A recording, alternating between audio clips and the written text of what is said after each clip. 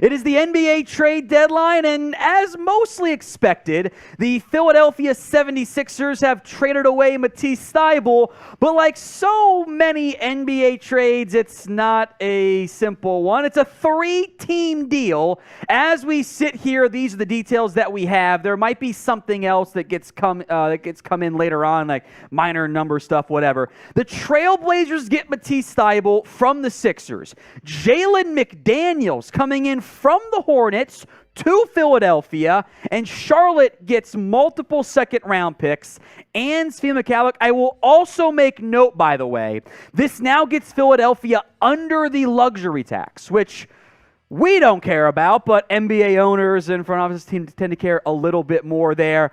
McDaniels on a $1.8 million expiring deal. He's an unrestricted free agent.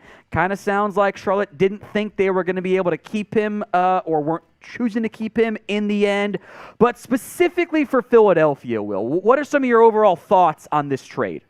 Yeah, I think it's not a surprise that Thybulle got traded. We were expecting Matisse to get traded at some point today. He did. He goes to Portland. He was a fan favorite in Philadelphia. You certainly wish him the best if you're a Sixers fan. But in this deal, you get Jalen McDaniels, who's a really solid player at the 4, 10.7 points per game, 4.9 rebounds per game this season for McDaniels. So overall, I think that's a good pickup. When the trade first went down, we didn't know it was a 3-team deal. Then we learned it was a 3-team deal. That was, in fact, going to be with the Charlotte Hornets. That sent McDaniels to Philadelphia. So you're basically swapping a Thybulle for McDaniels. McDaniels probably a better scorer, and that's going to be tough to replace Thybulle's defensive prowess. He's one of the best defenders in the NBA, but Philadelphia, I think, wanted to add a better score here at the deadline. They have done that getting McDaniels.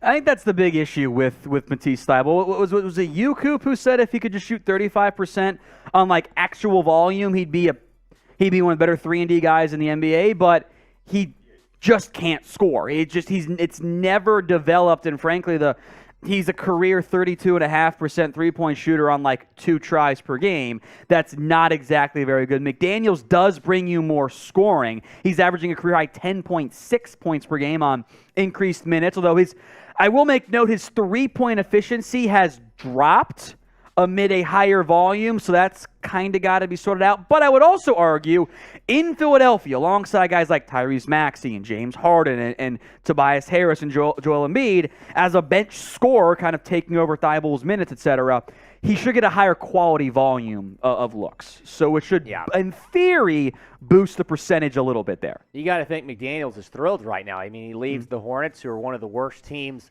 in the NBA. Now he's going to a legit contender in the East, in Philadelphia, 3rd in the Eastern Conference right now. You don't really have to worry about the Nets anymore.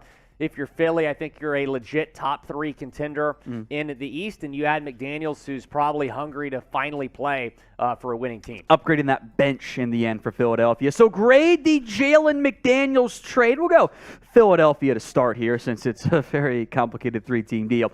A, B, C, D, or F. This will be the pinned comments on today's video. So if the ad break comes here on YouTube, take advantage of it. Head down there. A, B, C, D, or F. Let us know how you feel about this Sixers trade. Spend some quick time here on Matisse Thybulle. I think, Will, you got it right. Great defender, but I think in the modern NBA, I need scoring. 2.7 points per game. I mean, that's just not good. It's not good.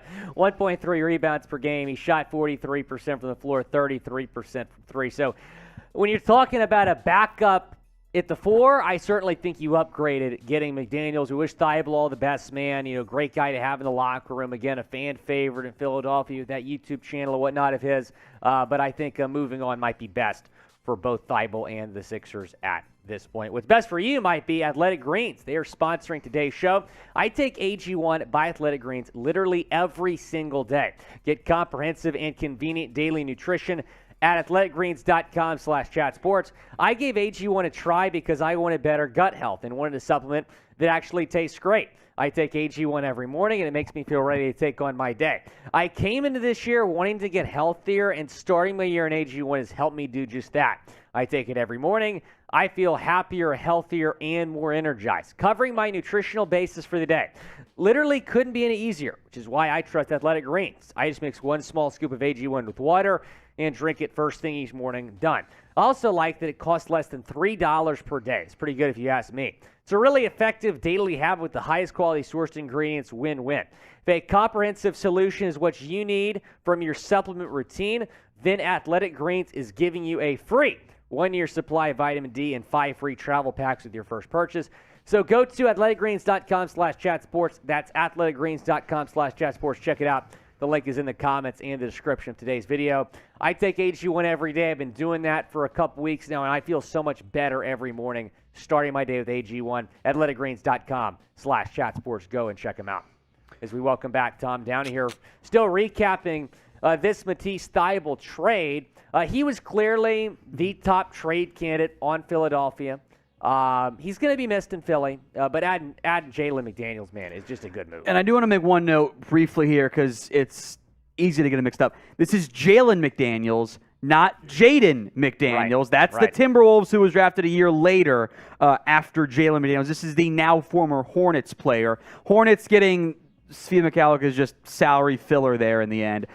Sixers are getting Jalen McDaniels, and I do like that move. Now, I'm very curious how this ends up fitting, kind of a 3/4, given the way the Sixers like to play basketball. I'd assume he gets some decent reps there at the 4 as one of their wing power forward rotation hybrid guys and that kind of Tobias Harris mold a little bit there.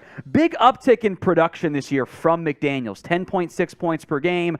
The 3-point percentage, though, has dipped this year. It's down to 32%.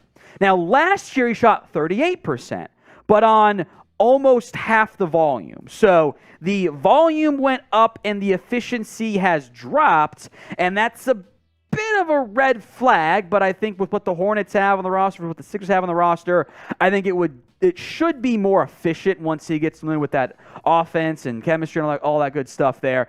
I think they got a better player in the end than Matisse Thybulle, and we'll see if he sticks around long-term with Philadelphia. They've got some number crunching to figure out, but it's a good deal, I think, in the end for the 76ers. Are they done, Will? No.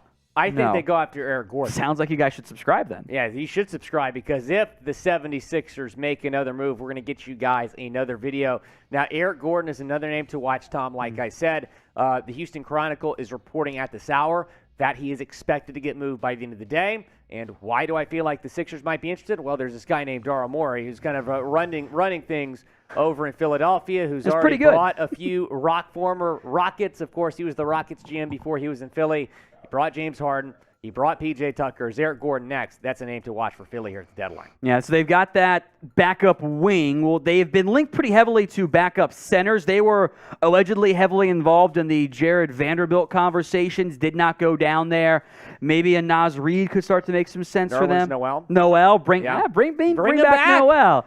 It's a fun day for reunions across the NBA to a certain extent. So, also a good point on screen here. This was built. This team card was built before the trade itself. So fun to see when things end up going down there. Furkan Korkmaz, the fun name to say, he wants out of Philadelphia. So he has demanded a trade. Which it's very rarely see a guy in the back of the bench demand a trade. It's one of those like, okay, Furkan, we'll see what we can do for you.